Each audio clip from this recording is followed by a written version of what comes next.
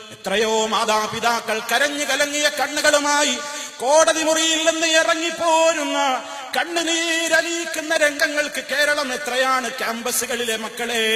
നിങ്ങളെ പോലെയുള്ള പല മക്കളുടെയും പ്രവർത്തനങ്ങൾ കൊണ്ട് കേരളം എത്ര കണ്ണുനീരാ കണ്ടത്. അവളൊരുത്തനെ കണ്ടെത്തി, അവനൊരുത്തിയെ കണ്ടെത്തി. ഇതുവരെ തന്നെ നൊന്ത് പ്രസവിച്ച മാതാവിനോടൊരക്ഷരം ആലോചിച്ചില്ല, ഉപ്പയോടൊരക്ഷരം ആലോചിച്ചില്ല.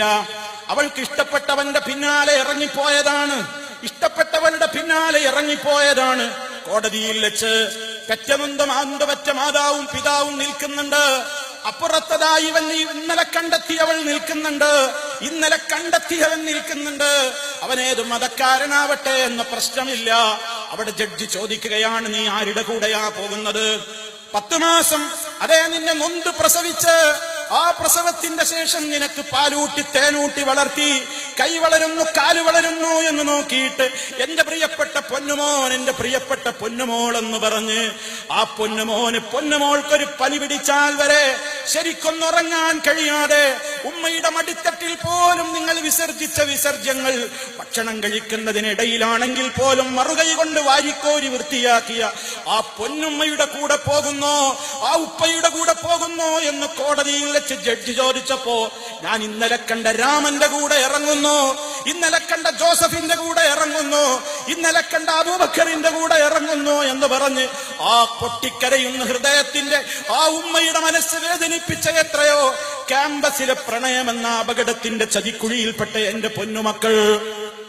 ആലോചിക്കണം, നിങ്ങൾ ആരെയാ വേദനിപ്പിക്കുന്നത്? ആ ശാപത്തിന്റെ കണ്ണുനീര് ഏത് കാലത്താണ് തോരുക? ഞാൻ ആരെയും കുറ്റപ്പെടുത്തുന്നില്ല, പക്ഷേ സാന്ദർഭികമായി നിങ്ങൾ ഓർക്കണം, ഇന്ന് ജീവിച്ചിരിക്കുന്ന പല ഇരകളും അതിനുണ്ട്.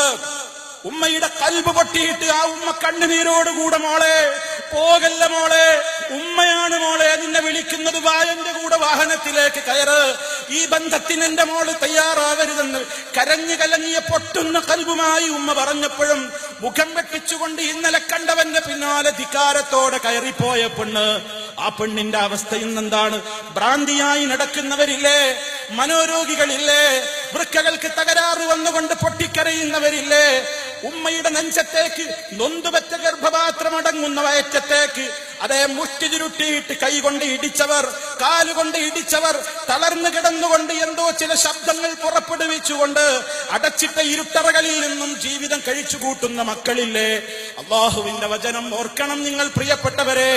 ഉമ്മയുടെ കണ്ണുനീര് ഭൂമിയിൽ വീണാൽ, ഉപ്പയുടെ കണ്ണുനീര് ഭൂമിയിൽ വീണാൽ, ആ തോരാത്ത കണ്ണുനീരിൽ നിന്ന്, ആ തോരാത്ത കണ്ണുനീരിന്റെ ദുരന്തം ഈ ജീവിതത്തിൽ മുതൽക്കേ അനുഭവിക്കാൻ തുടങ്ങും.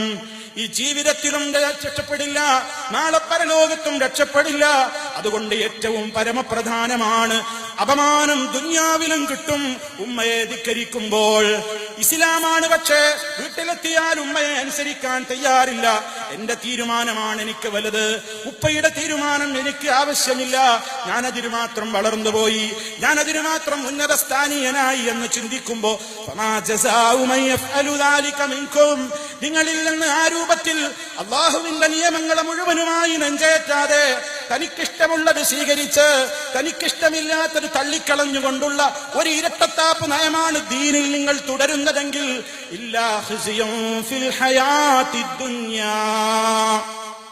ഈ ലോക ജീവിതത്തിൽ തന്നെ അപമാനമുണ്ടാകും. തീരുമോ അതുകൊണ്ട് ഇല്ല. വയൗമൽ ഖിയാമ, മരണാനന്തരം പരലോകത്ത് യുറദ്ദൂന ഇലാ അശദ്ദിൽ അദാബ്, അതികഠിനമായ ശിക്ഷയിലേക്ക് തള്ളപ്പെടും. അതുകൊണ്ട് മുഴുവനായി